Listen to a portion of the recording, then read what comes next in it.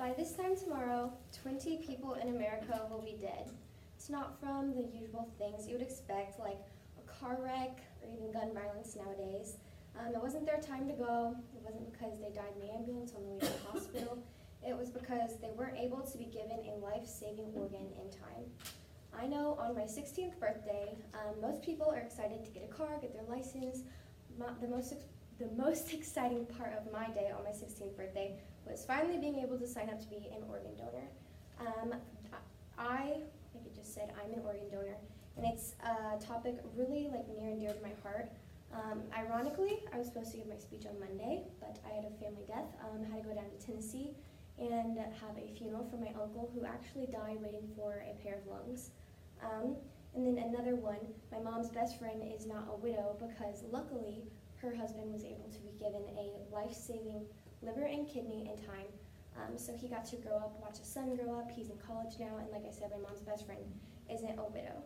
And I don't know if any of you heard of or knew Maddie Finch. She was a year younger than me. She went to New Berlin. She died a couple years ago on prom night. I didn't know her personally, but I think one of the coolest things is that I keep seeing articles, even though it was almost 2 years ago that she passed away, that her organs are still being donated to people. I saw a couple months ago that somebody had received her eyes.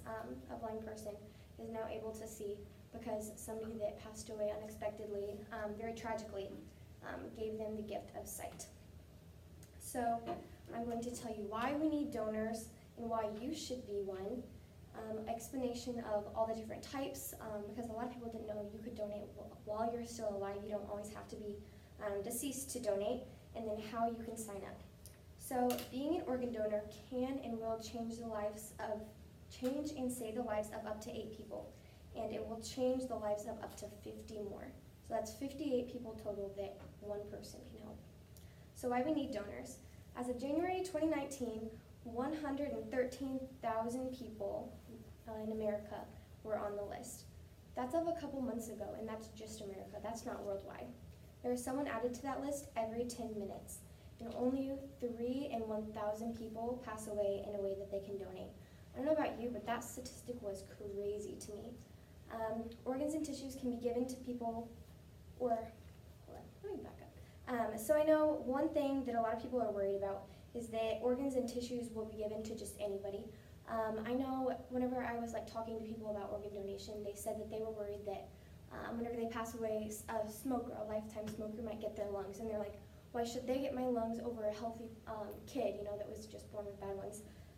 People have to go through a long list of criteria to be able to get on that list. So rest assured that your organs won't just be given to somebody that was careless with their health. 95% of adults support organ donation, but only 58% are actually signed up. In 1991, 23,000 people were on the list, and there were 7,000 people on the list to donate. That number quintupled in 2017, and there is now 115,000 people on the list and only 16,500 donators. Some more misconceptions about organ donation is that doctors won't try as hard to save you as they would if they didn't know that you're an organ donor. That's completely false. As Paul Hexum says, and I know a lot of people know if you're in the medical field at all, doctors are obligated to save you no matter what. Doctors, nurses alike, their first priority is always to save you, and then they'll worry about other things after the unexpected happens. And then another one that a lot of people think of when they think of organ donation is that a lot of religions don't let you or don't allow you to be an organ donor. But one thing I found out whenever I was researching this is that most of the major religions actually do allow and encourage you to be organ donors. Some of the ones that popped up were Christian, Lutheran, Jews. Let's just say it was a long list, and I think there was only 3 on the list of religions that don't let you. Another thing that a lot of people think, well, I couldn't be an organ donor, my health is bad. Actually, your health and your age does not affect your ability to be an organ donor. As Rachel Turner says, the doctors will decide at the time of death if your organs can be donated to someone. I know whenever my mom's best friend's husband received his liver, he received it from like an 85-year-old man. No one would think that an 85-year-old man has a healthy enough, anything to be given to somebody that's 30 at the time. And then a lot of people worry about money because everyone knows healthcare is expensive. And actually, the donation of your organs costs nothing to your family or your next of kin. And that comes from an article named Donation Beyond Dollars by Susie Smith. And then another, I know I was worried about this at first when I first heard about organ donation, is that you won't be able to have an open casket at your funeral. Another thing I found out while I was researching this is that you are still 100% able to have an open casket at your funeral. Just as much care is taken in the afterlife during any surgery as it would while you're alive. They still make very, very small incisions and then receive what they need to and stitch you back up. So you're dressed anyways, so most of the places that they would take things from will not be seen. Some different types of organ donation that you can do while you're alive is bone marrow, partial kidney, partial lung, your intestines, and your pancreas, and then skin tissue. Something crazy that I learned is that something simple as doing this just throws off like hundreds of skin cells, and then doctors can take that and regrow like entire skin grafts from it for patients. And then things that you can donate after you're deceased are things like more life-saving, like heart, lungs, liver, kidney, eyes, etc. 83% of people on the list are actually waiting for kidneys right now, which was another crazy statistic to me, because if you've ever known someone or been on dialysis yourself, it's awful. You can spend hours and hours and hours at the hospital every single week just to get your blood filtered and everything.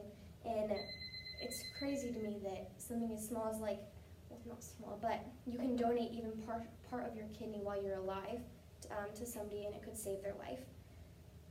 Bone marrow transplants are the hardest to match and the least amount signed up for. I know I just recently signed up to be a bone marrow donor, and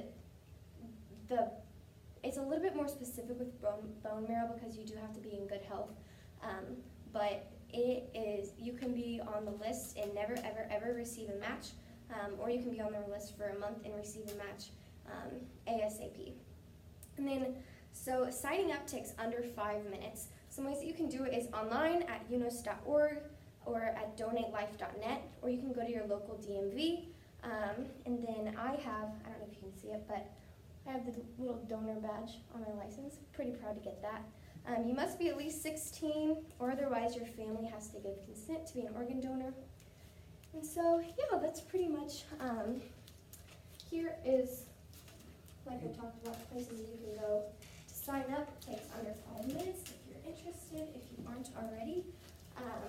So yeah, that's why we need donors very, very badly, and why you should be one.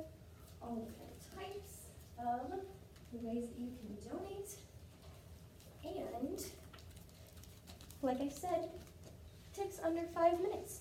So, we all want to be remembered for something. We want our legacy to live on long after we pass. How will you be remembered? Thank you.